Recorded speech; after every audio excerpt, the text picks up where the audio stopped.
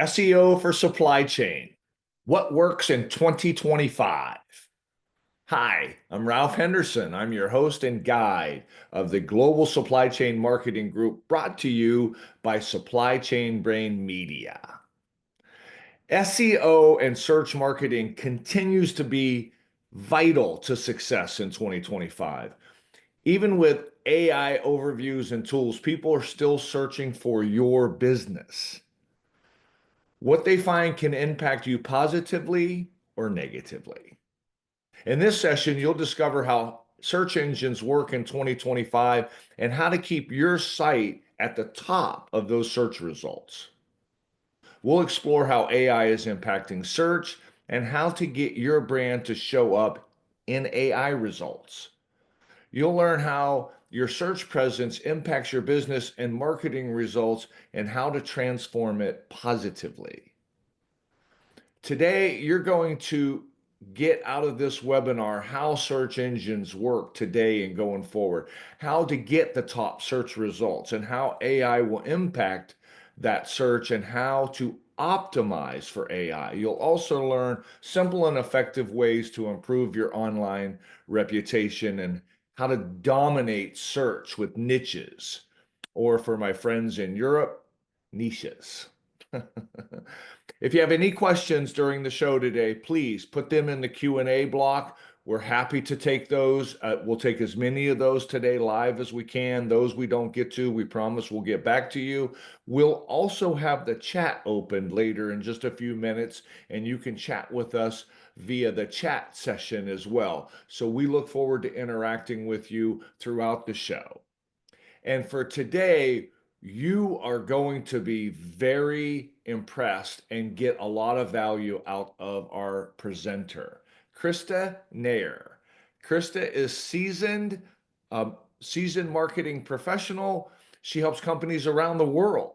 She works with them on their digital marketing capabilities. She's the CEO of Bootcamp Digital. She's also the best-selling author of 4 books and an international speaker.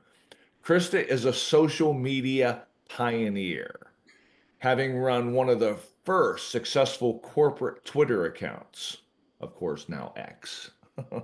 Before social media was even recognized as a phrase, Krista has had over 15 years of branding and marketing. She's worked with companies like Procter & Gamble, GE, Macy's, Google, and even the United States Senate. She's been featured in the New York Times, CNN, Wall Street Journal, NBC, CBS, and the Associated Press.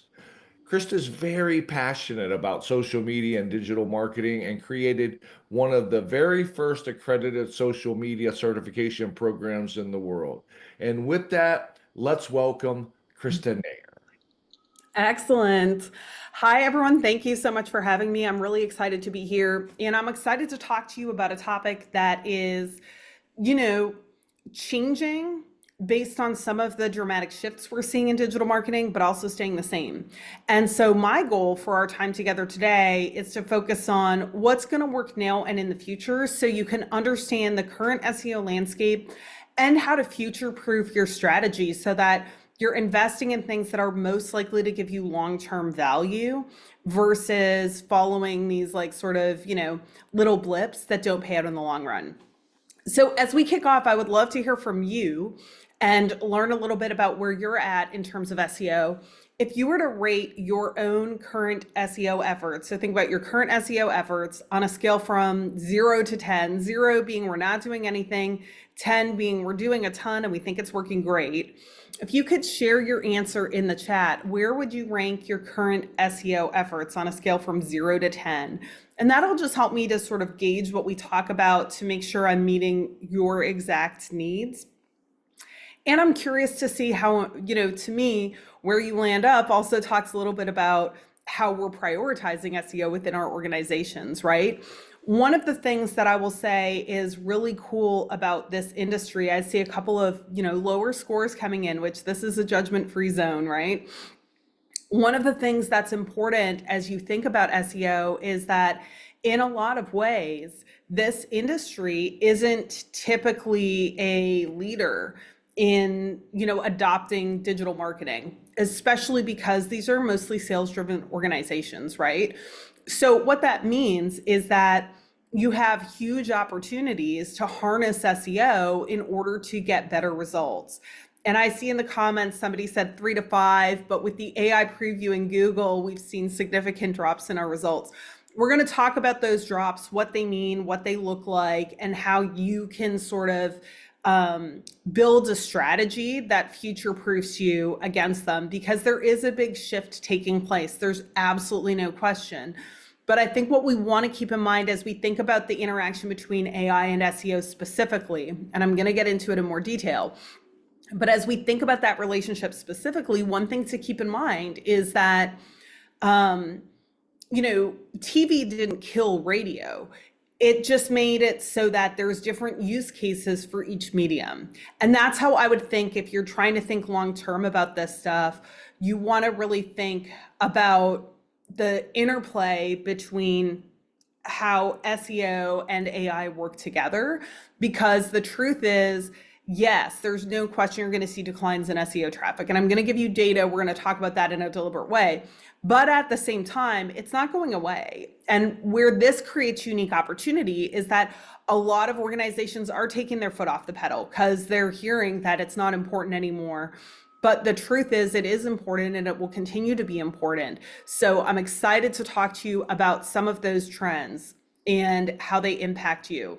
So when I look, we have like sort of two broad groups, it seems like. We have kind of the people who are just getting started, haven't thought much about this.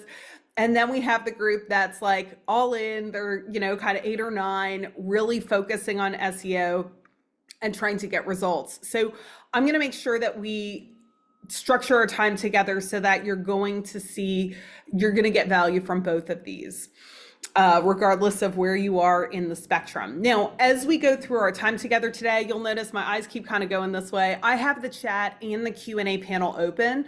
Please feel free to drop your questions as we go. If I'm not answering your question right away, for example, I see a question already came in, I'm going to get to it a little bit later. So I'm going to cover it when we get there in the content. So please ask questions as you have them. I may hold them if I'm going to get to it more directly later. But definitely get your questions in, because that will help me to understand, what's on your mind and where we need to go deeper. And I will answer all your questions, and probably questions you didn't even know you had.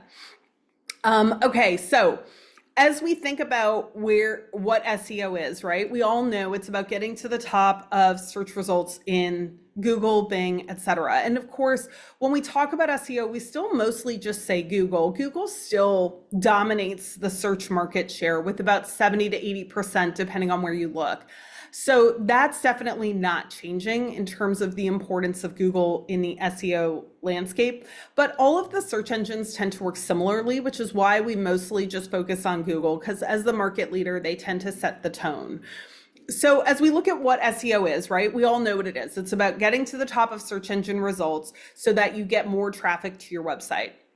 And the reason SEO is specifically important is because if we think about a lot of other marketing channels, right, like even if you think about a trade show, well, these people are in your target audience because they're at the trade show. They may or may not be in active buying mode. They may not actively be searching for your solution right now. The reason SEO traffic is considered so valuable is because when people are searching for something, that means that they are in active search mode. So they're just by default an ideal client for your business. And interestingly, since we're talking about SEO and the importance, I'm going to go ahead and address the first question that came in, which is Peter has shared that he receives feedback that, a supply chain advisor relies on referrals and not internet searches. And I'm going to show you data about the B2B buying process, because I do think that B2B buying is shifting. But here's what I'm going to tell you, and I'm going to just share my screen so that you can reply to this objection with a data-based response, right? So if people are saying, well, is SEO even important? We rely on referrals. It's a sales-driven organization, right? Fill in the blank, all these things you heard. The best way to be able to understand the role that search plays in your customer journey is with data. So I'm a big proponent when people come to me and say, this is a myth people believe. How do I change hearts and minds within my organization, right? I'm really big always on data and strategy. Those are my two go-to ways that I win friends and influence people over to my way of thinking. And so what I would suggest is if you need to make the case for how big is SEO for your organization, how big is it within your particular business, use the Google keyword tool in order to help make the case for why it's important for you. So I just did a search earlier for automated warehouse picking systems because, I don't know, I just chose something randomly. So if I worked for, let's say, this company, Dematic, I don't know if I'm saying it right, I'm going to start by searching by putting their name in here, right? And then I'm going to get results. And the first thing I'm going to do is look at, well, how many people are searching for my specific business? And I understand this is likely a big company because they showed up at the top. They have a ton of content and whatnot. But we can see there's 10,000 searches a month just for this company name. But then when you go into the individual products, you'll see there's other stuff popping here. Now, it can be easy to say, well, there's only 10 searches a month for the Dematic warehouse management system. So who cares? 10 searches, okay, but those are 10 people. Like, here's why B2B doesn't need big numbers. You're not going to do this for your business unless you work for a large organization and see 10,000 searches. You might just be seeing tens. That is great. Because 10 people actively looking for your company, imagine that's 10 a month if you were converting half of those. That's still moving the needle pretty significantly for a lot of organizations. And this is just one out of all these little searches you see here, right? If you look, we're still seeing searches with their name pretty far down the page. So when you add up all these tens, it's pretty significant. So this is making the data point to say, well, people are looking for our business, regardless of our ideas about how people buy. And I'm going to give you data on the B2B buying process as well. But what we know about B2B buyers in every industry is that they prefer to do more and more self-directed research along the way to their customer journey, right? People, and this is true not just with B2B buyers, think of yourself, think of a big purchase like a car. 20 years ago, you just like roll in and be like, hey, I know I want, Ford F-150 or a, whatever it is, a Lexus, whatever car you were buying. A lot of people kind of knew what they wanted or would test drive some or rely on the advisor. Now what we see is more and more people are doing self-directed research, and they're doing it either before, during, or after connecting with an advisor. I bet you, even if you were to ask the people who say, well, it's really more about the advisor, the question ought to be, but what role does search and online research play in addition to that advisor, right? So even though I'm maybe always going to buy from a sales rep, most people these days are not just believing what they say and doing no research on their own, right? They're going to also do self-directed research to validate what they're being told and to inform their opinions. So, for example, I looked up the brand name here, but in addition, I'm going to look up automated warehouse picking. This is going to tell me the volume of searches for the products that I'm actively engaged in. And this is just one specific one. But if you look down, it's automated picking system, automated order picking, right? So we have a lot of different robot warehouse picking, warehouse robot picker. We have a lot of different ways to say the same thing. So you can add these up in order to see what the size of the prize looks like. But what you'll see is that there are searches happening. Now, I'm using the Google Keyword Planner. This is a free tool available within Google. You do need a Google Ads account to be able to access it, but there is no charge for this. So my suggestion would be to pop on over here and take a look at the size of the prize. How many searches are there and what is the volume? And these numbers don't have to be big in your space. That's why I love things like SEO for B2B. If I think of my own company, we do digital marketing training. So we teach businesses how to use these tools better to accelerate their results. And what's interesting is one of the niches that we focused on for a long time is healthcare and pharma, because they are not early adopters. They usually have good training budgets. So there's a variety of reasons that this is a great industry for us. When I go to the Google keyword tool and I search in healthcare and pharma digital marketing training, right, or healthcare social media training, the numbers are low. Sometimes it even says 0.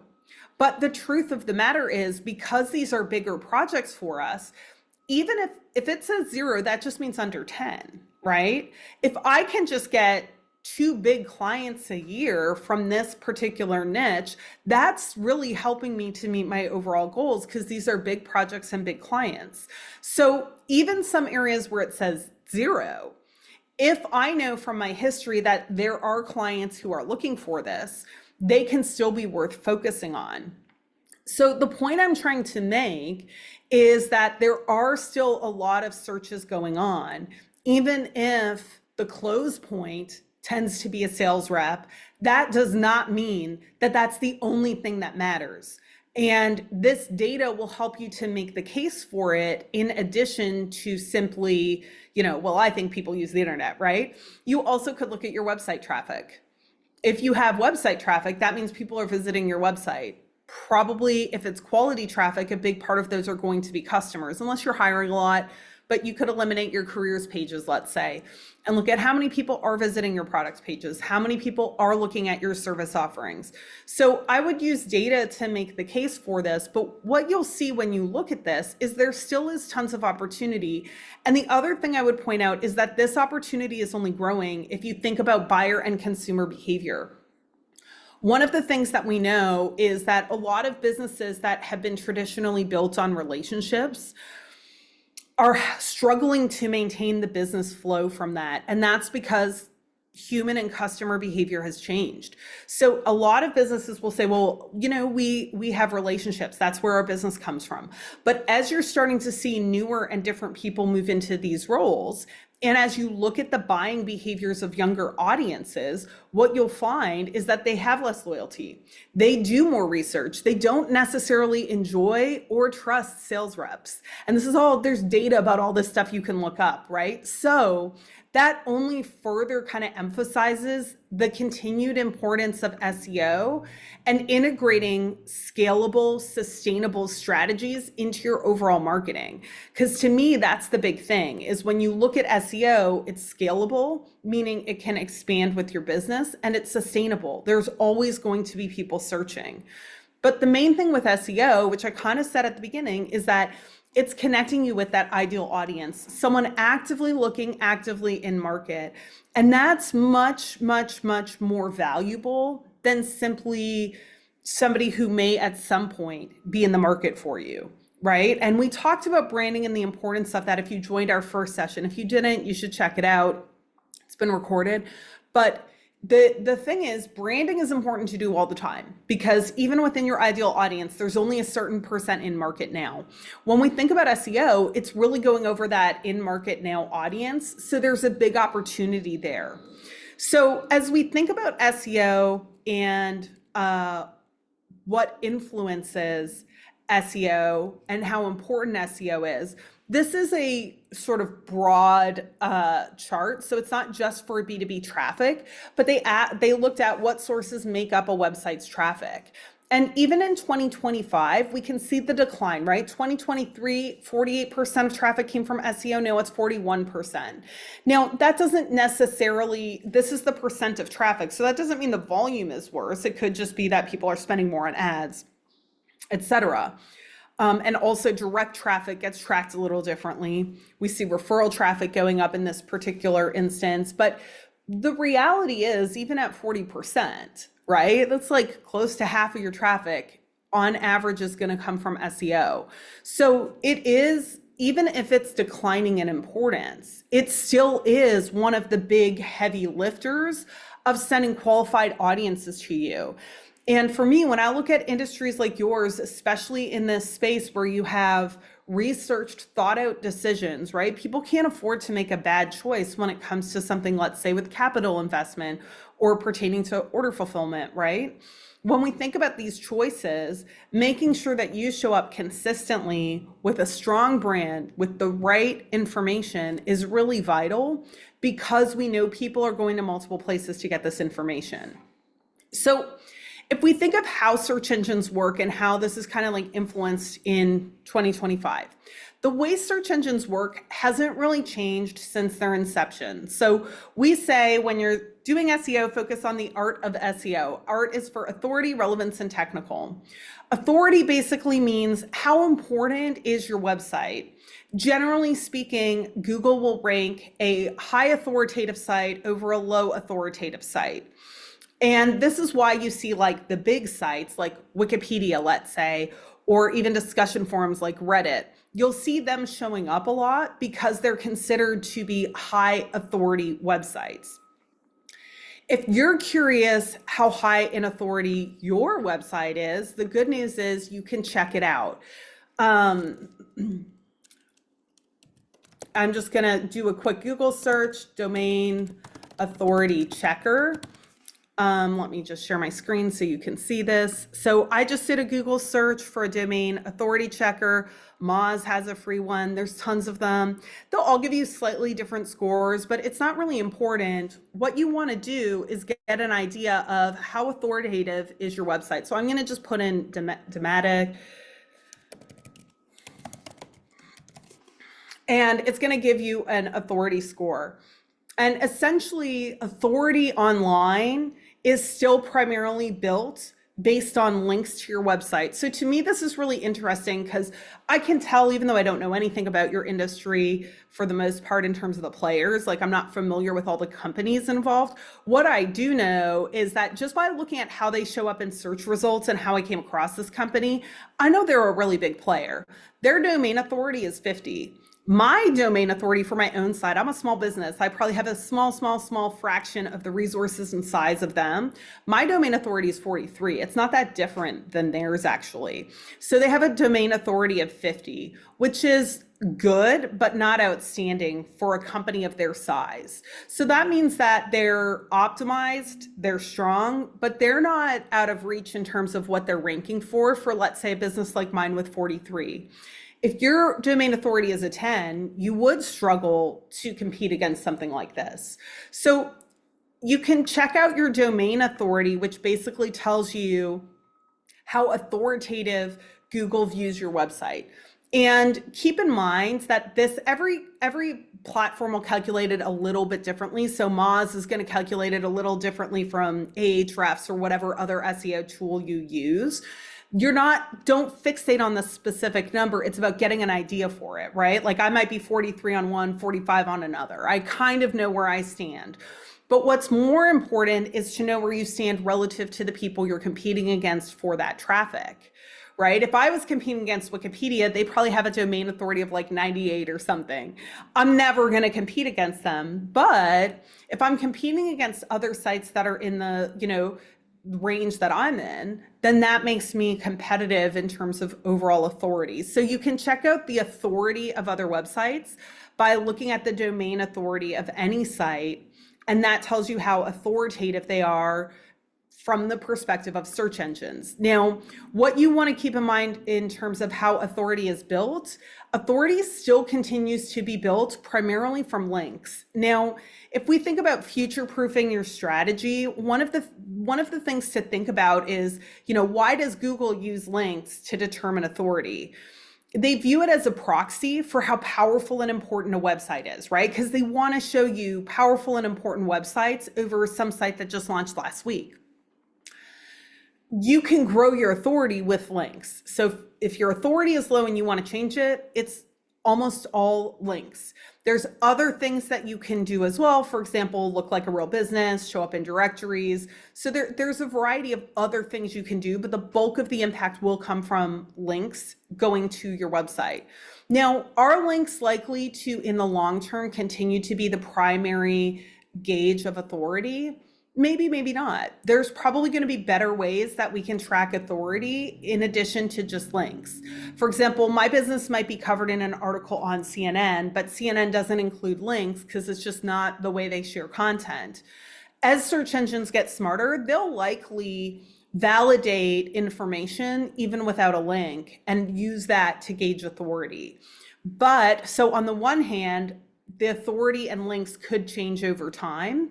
But the truth is, one, links will still be important. And two, if you're doing the things that get you links, they will likely rank your authority, even if links themselves are less important, right? So if I'm trying to get more links and I get included in all sorts of lists, those lists will always be important to search engines. So even if the importance of links specifically changes, the actions you'll take to get authority from a link standpoint, as long as you're not doing spammy stuff, side note, it'll help you rank even if links become less important. One of the things to keep in mind overall as we talk about these elements is that search engines are getting smarter and smarter. And so if you looked at somebody doing SEO even 5 years ago, a big part of it was, optimizing everything for search engines. And that still is important, but the search engines have just gotten smarter and smarter. So instead of focusing on the little tricks and hacks in order to rank, you're better off pausing and saying, well, what's the intention of a search engine? It's to show the best quality result. If you focus on the best quality result, that's going to help you the most in the long run, right? But authority signals, they could change, but links are still worth investing in because they'll still be used. And the things that are signaling authority through links will likely continue in the future. The next bucket we have is relevance. Relevance means that Google believes that your site is about what somebody searched for. Relevance usually comes down to website content. So if I'm searching for warehouse picker robot, if you have content on your site about warehouse picker robots, you're more likely to rank for that. So relevance comes down to having the right content on your site and making sure that that content is high quality. Google will want to rank content that fulfills the user's search intent and experience well. So having high quality content that's relevant to the search term is really the key there. So it could be product pages, it could be buyer guides, or it could be blog posts. All of those could be good sources of relevant content. When it comes to content relevance, a lot of people who specialized in SEO for years focused on what I would qualify as tricking search engines. So they spent a lot of time focusing on things like internal links and keyword stuffing, right? Make sure the keyword gets repeated. And synonyms. So we want to say warehouse picking robot and warehouse picking automation and whatever else. The truth is, search engines are becoming more and more complex in semantic understanding. Semantics basically means they can understand the words you're using and what they mean. So you don't need, in 2025 and beyond, you don't need synonyms. As long as Google understands what these synonyms are, you definitely don't need them. And you can just really focus on that high quality content, because that's what's going to help you to rank in the long run. And then our third bucket is technical. This is where your site is technically optimized for search engines. A lot of outdated stuff on technical focused on meta descriptions, meta keywords, meta titles, URL names. All of these things are way less important because search engines are smarter. If you think about a lot of outdated SEO, it was basically about hand feeding Google content because it couldn't understand your website and your web content.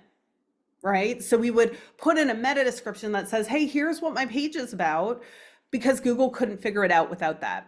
Well, again, search engines are smarter. They're using AI themselves in their algorithms. So from a technical standpoint, your site needs to be fast. It needs to provide a good user experience. It needs to work perfectly on mobile, and it can't have a bunch of errors that confuse search engines. But when you look at it, meta keywords, those hardly exist anymore. If you look at using meta keywords in your website, they're not really important. You don't need meta keywords anymore at all. If you look at the meta description shows up when somebody searches for you. So if I searched for a company, it shows their name and that bit of text below them, right? That text is your meta description. You're not writing it for search engines anymore. You don't need your keywords in it. I mean, if you're looking at SEO best practices, sure, it'll say have your keywords in it because it doesn't hurt. But the truth is, you want to be writing those to inspire clicks from human beings, not for search engines. And then same with your title, right? You want it to work for humans and ideally include some keywords. But the point is, all of these technical things you may have been focusing on matter less and less. Yes, you still need your keywords there because Google needs to know what you do, right? So you still do need your keywords in there. It needs to, again, match the search intent. But if you rather than think about how do we make this for search engines and think we want to rank for this particular search, how do we provide the best experience for a searcher? That's how you'll rank over time, especially as search engines continue to get smarter. So that's what we want to be thinking about in terms of how search engines work and how we're thinking about improving on the complexity of how we think about them in the future. When it comes to SEO and building a plan, I just want to touch quickly on kind of the steps to building your SEO plan. You want to start with research, understand what are you ranking for, what are your competitors ranking for, how competitive are different terms, and build a keyword plan. Next, you'll have a strategy where it's like, okay, I want to rank for these terms, therefore this is the action I'm going to take. So your strategy is kind of like your action plan where you say, these are keywords that align with our business goals and our marketing strategies. Now I need a plan in place in order to actually start ranking for them. From there, you'll look at on-page and on-site SEO. What do you want to do to improve your website? And then you can also look at off-site. What about if we see YouTube videos are ranking for this search term? What if we create some YouTube videos? And then you're going to measure and improve to continuously stay up to date. When it comes to trends that you also maybe want to be thinking about to future-proof your strategy, one other key trend that I think is really worth paying attention to is the role of sites like Reddit and videos and how they play into search engine results. So you can see here, I just searched automated warehouse picking systems and look what shows up first, 3 YouTube videos. And look who made them, BrightPick, not the companies that are showing up at the top of search engine results. Do you see the difference? So there's a lot of hidden opportunities because of the types of content search engines are ranking. What I would suggest in your research phase is think about the top terms you want to rank for and do some research. What content is ranking? What types of sites are ranking? In this case, because this is a fairly product-centric search, we see it's mostly business sites that are ranking. So these are a lot of product type sites. But at the same time, if I were to search how to choose the best warehouse picking system, we might see more content heavy sites. So now we see an SEO overview or an AI overview, which we didn't see on the first result. And now we're starting to see different types of content. So if I wanted to rank for this, I would want to make content more like this, right? So that's kind of how to think about it is what content is ranking now. Again, look at YouTube, man, YouTube and Reddit are like all over search results. But now I'm going to start getting ideas of some of the content I can create and how to start ranking for it. So when we're thinking about what works now, these are some of the things that you want to be thinking about. So in terms of future-proofing your SEO and making sure you have sustainable SEO strategies, one, remember that search engines are getting smarter. If you're relying on things that kind of trick search engines or a lot of these technical optimizations, they're just much less important now than they were in the past. Focusing on good quality content is the best way to optimize your site now and in the future. Plentiful public information will help you rank for more things. If a lot of your product guides are in PDFs that maybe aren't easy for search engines to find and read or for AI to find and read, if a lot of your content is gated or not on your website, you're limiting your opportunities. Plentiful public information is more and more important if you want to be able to rank for more things, because if you don't have on your site that you sell or do something, Google would not know that, right? And then consistent high quality content is what really matters the most. So make sure that you have that high quality content in order to get results. And, finally, it really does come down with SEO to a lot of these foundational things that we've known for a long time. Take some of the hacks out of the mix, and it's the same stuff. Good content from an authoritative site that search engines can understand. That's what leads to ranking, and that's not likely to change. We're going to talk about AI rankings as well, but they're based on the same kind of formula. So that's how you can kind of future-proof your strategy. Another thing that's worth thinking about is making sure you have a long tail strategy built in. So I showed you Dematic, which is ranking at like, they have a 50 site authority. Let's say my site authority is only 10. I'm not going to likely compete with them on anything they rank for. And what we know about search engine ranking is the top 3 results are going to get the bulk of the clicks. So we always want to focus on searches where we can get within the top 3. A long tail strategy is a great way for a challenger business to be effective, siphon off a lot of search traffic, and grow their business from search. So when we talk about long tail, what we're thinking about is there's a handful of general searches that are going to be more competitive, right? Like warehouse automation. That's probably competitive. There's high search volume, but it's also highly competitive. Then we have stuff that's maybe a little more niche. And so in there, we could have maybe automated warehouse picking system, right? That might be in the yellow zone in terms of our search terms. But then we have long tail. Long tail search terms are things like maybe it's going to be automated warehouse picking system for product business, or maybe it's going to be automated warehouse picking system with, you know, a certain safety rating. I don't know, right? But it's going to have other information attached to it typically. These long tail searches don't have the same volume, obviously, as the big searches. But if you can create content that speaks to that exact search, it's much easier to dominate because fewer people have good content for long tail searches. So while warehouse automation and warehouse automation picking systems might be very competitive for you, once you start getting into these long tail keywords, that's where you're going to have a lot of opportunities. So if you're struggling with your competitiveness in some of these areas, look to the long tail. I have a friend who runs a huge e-commerce business and has for many years. And what he always says, and he's very well optimized for search, but he's like, you know, my first 10 million comes from these red search terms, my next 10 million comes from the yellow, and my next 10 million comes from the green.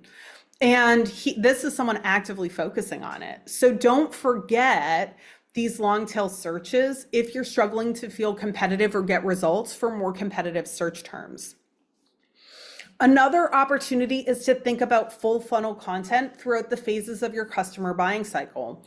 So oftentimes what we see is conversion oriented keywords. So the best content automated system or the best automated warehouse system, stuff like that is going to be more competitive.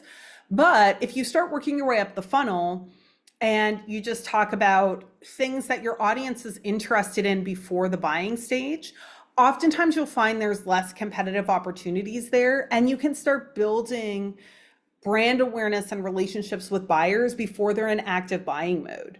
So again, only a small percentage of your addressable target audience is looking to buy today.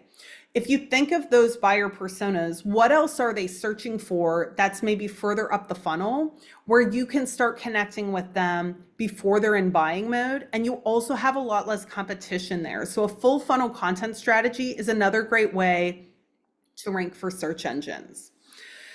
So I've given you some strategies about what works now, how to find some white space within SEO. I want to address AI and how it's changing the way people make decisions, specifically in the B2B buying space.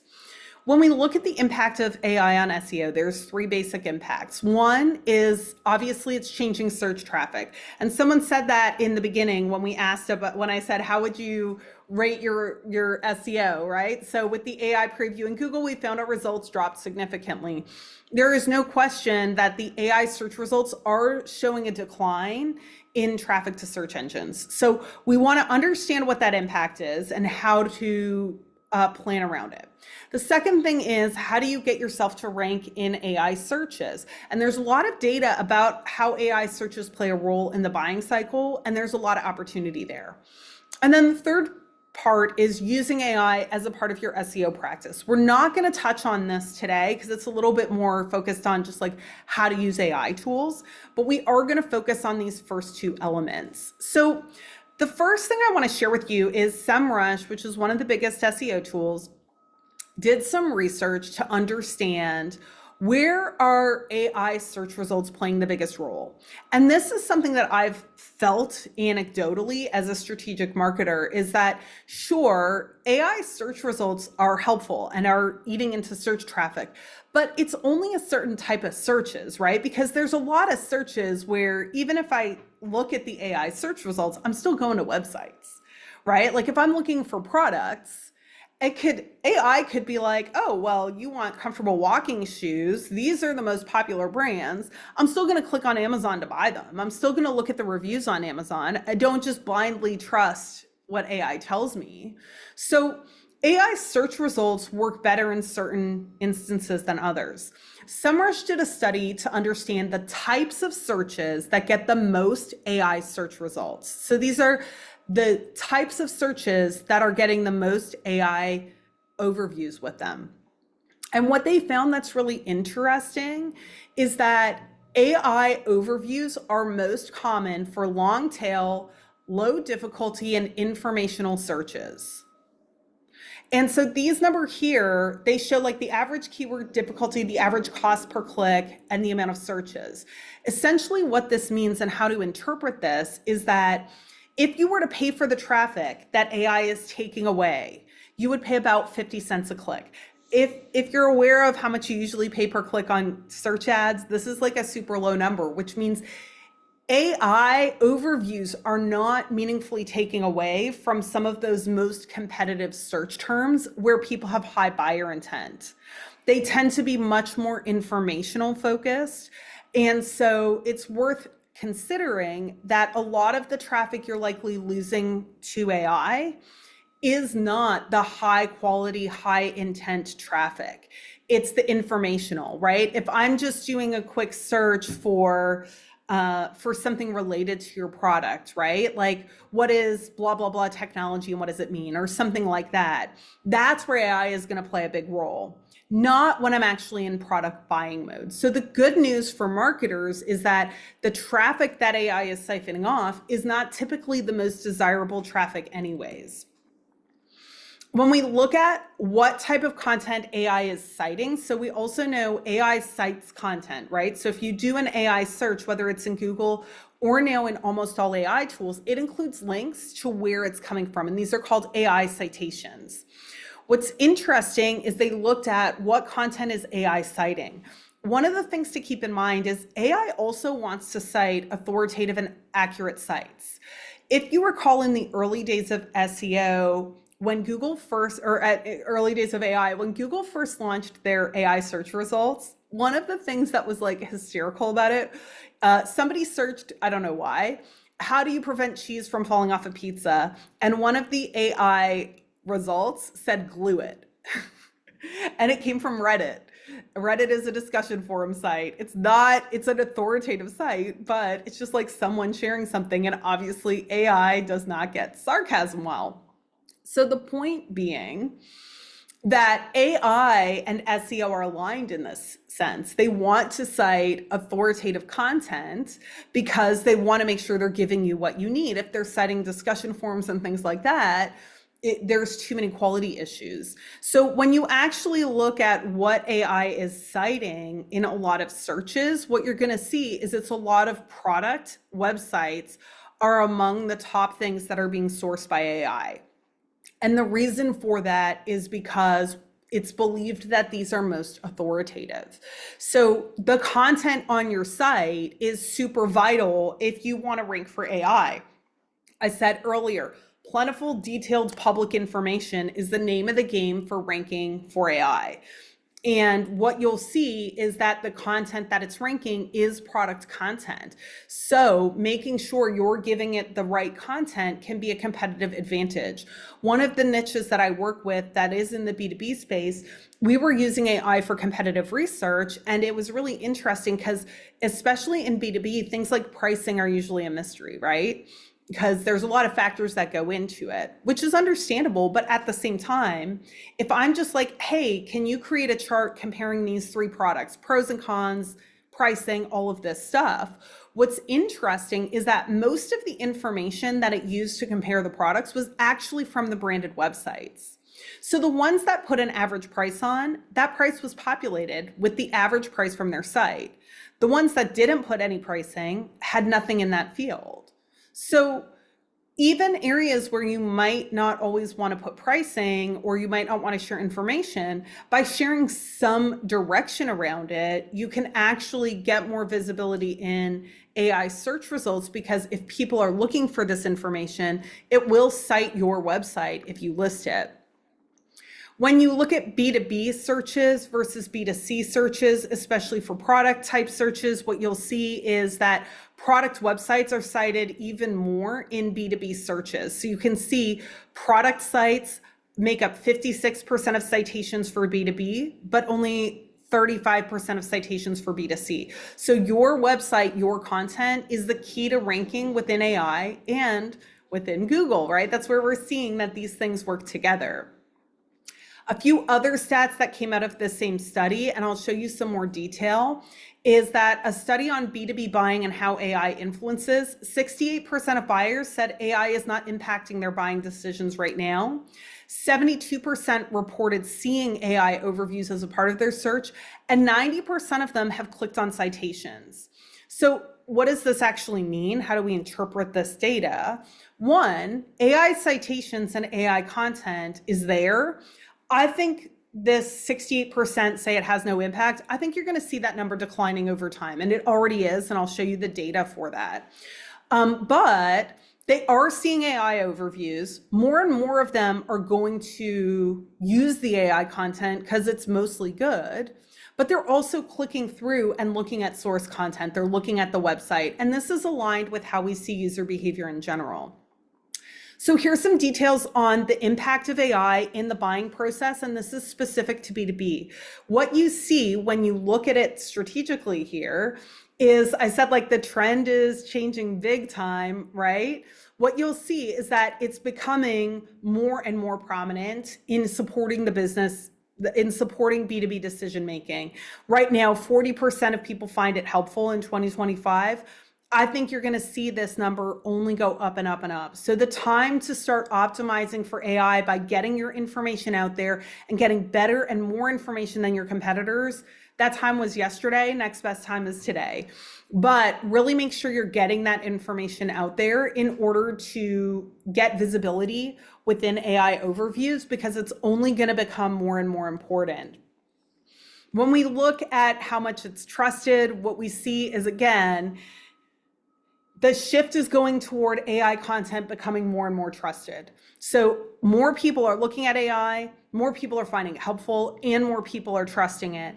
This trend is only going to continue, so it's vital that you're starting to think about this.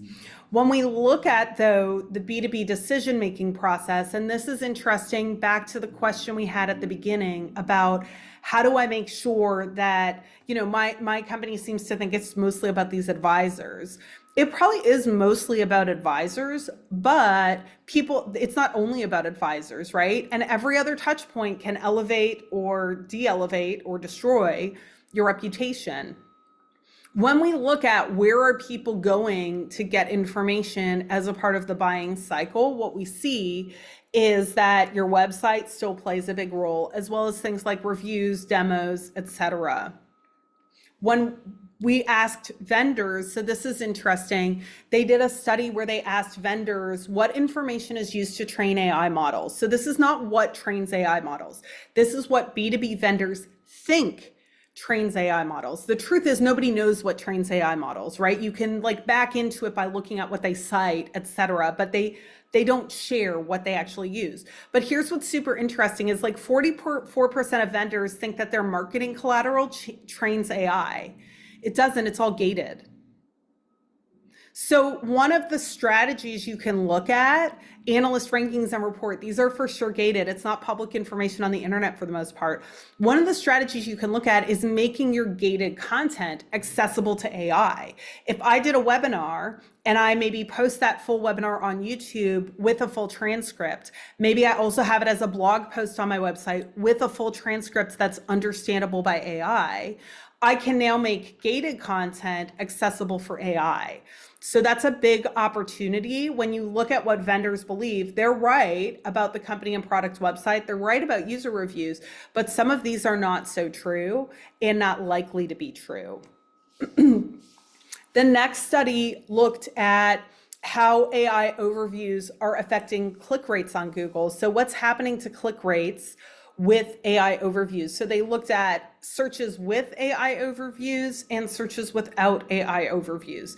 And of course, it shouldn't be surprising that when there's an AI overview, fewer people are clicking, right? So we see fewer clicks when we have AI overviews. So the truth is that yes, AI overviews, if we look at like what's the line between all this data, I know I gave you a lot of data points, but it's because I want to make sure you understand what data is showing us about AI's impact on humans and therefore AI's impact on search. And what you can see is that AI overviews are reducing click rates, but they're not, none of these are zero, right? It's reducing the click rates. It's not eliminating the click rates, right? We're not eliminating any of these click rates at all. So as you think about this, make sure you understand that yes, it's declining, but it's declining in certain types of searches, and it's still going to be a huge percentage of your website traffic. We're also seeing an increase in what's called zero-click searches. And this is where people search for something, but they don't click on any result because they got their answer. This is happening a lot in the AI overviews. And so, yes, we're seeing an increase in things like zero-click searches. We're seeing a reduction, but look at the difference, right? It's like a 10% difference. We're talking about something that sends 40% of website traffic. So maybe it's going to be 30. It still is super, super significant and definitely worth paying attention to. So as you're looking at what you can do to make sure that you're future-proofing for AI, get good content on your website, know what people are searching for, and think about it throughout the user journey. This chart shows the search volumes by query type, and it shows the search volumes and the percent of searches that have AI overviews. So you can just see like where there's a lot of AI overviews relative to the number, relative to the search volume. And what you can see is that there are some opportunities, like in navigational searches, for example, there's very few AI overviews. In transactional searches, there's tons of AI overviews, even though there's not that many searches. So as you're starting to think about it, what you want to do in order to win with AI is to have really good quality content, have lots of content so that your content is picked up from the AI overviews and people are clicking on it. And then that can drive traffic back to your website. Inherently, it's not the worst thing that people don't go to your website to answer every question. If I have a question about just like how does something work and AI can answer it for me, that's great. That doesn't really impact your user journey. What you want to think about is Hey, making sure Krista, that you're ranking I on hate the to cut things you that matter off. most. You're Yeah, I hate good. to cut. Yeah, I was just getting to the next slide. So yeah, we have to shut it down for replay purposes. So thank you for that. I appreciate you putting in as much as you can. Obviously, you tried to pack in as much.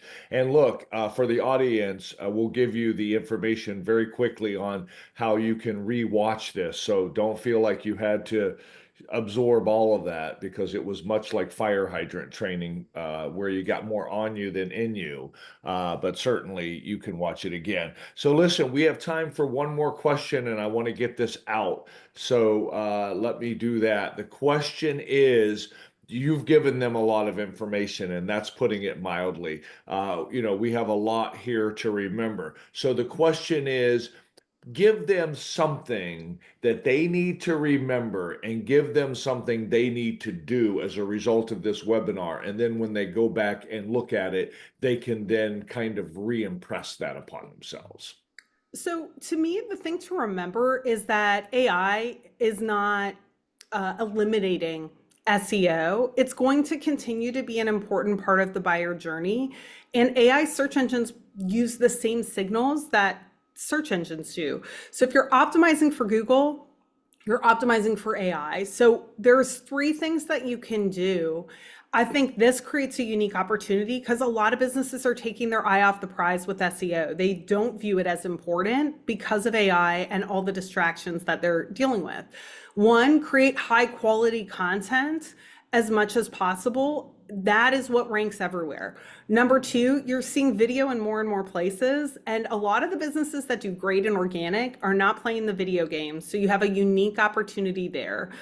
And then three, train AI with public detailed information. Get all your gated stuff outside of the gates somewhere so that AI can be trained on it. And if you're putting more better public information about your products out there, it's only going to help you rank for more detailed AI searches where when someone's looking for something really specific, they're going to find you instead of your competitors. No, that's great. Thank you so much for that. And listen, also, Krista is being very generous here. She is also giving you the ability to download the deck for this presentation.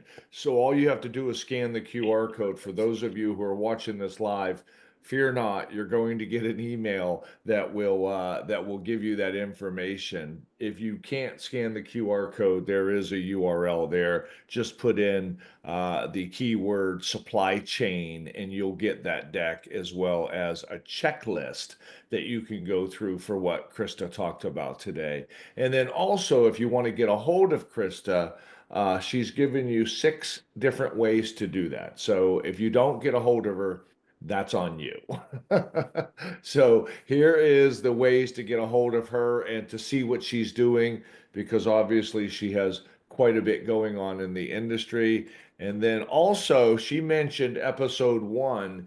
If you scan the QR code on the left with the supply chain marketing group logo, that is the URL for episode 1. If you want to go back and take a look at that, if you want to register for episode 3, which is right now at no additional cost to you, and that will be next month. So you definitely want to take advantage of that. Just scan on that QR code on the right. Again, if you're watching this live, you'll get all of this information in a post-show email. We want you to know. And with that, I want to say, Krista, thank you so much for all of this information and for episode 1. We look forward to episode 3. My goodness gracious, you have just done above and beyond as far as value for this audience, and I know they will appreciate it as well. So, with all of that, I want to say thank you. I wish you well and look forward to seeing you on the next show. Yeah, thanks so much for having me. And thank you all for taking some time out to learn.